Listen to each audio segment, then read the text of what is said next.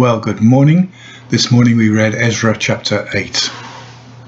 It starts with a list of the people who returned with Ezra to Jerusalem. I want you to note that each of these received a mention. Each family received a mention regardless of how big it was.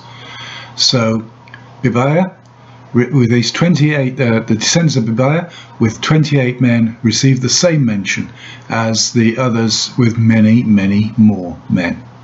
God is not concerned about the numbers that we have, but with the faithfulness with which we serve them. Each is mentioned regardless of the size of his family.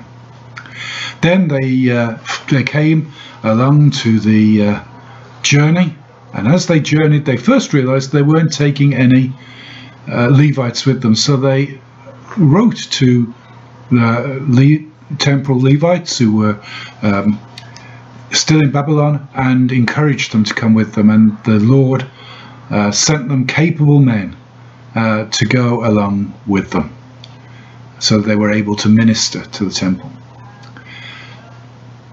It's worth noting at this stage that when they got back to Jerusalem, the temple had already been built. These weren't the first wave. These came to faithfully build on what had already been established. God doesn't call everyone to be a pioneer.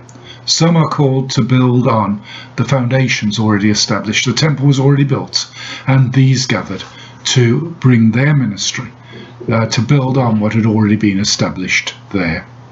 God was gracious to them in their journey. They didn't have to ask the king. In fact, they refused to ask the king for soldiers and horsemen to protect them, but they trusted in God to defend them, and he answered their prayer.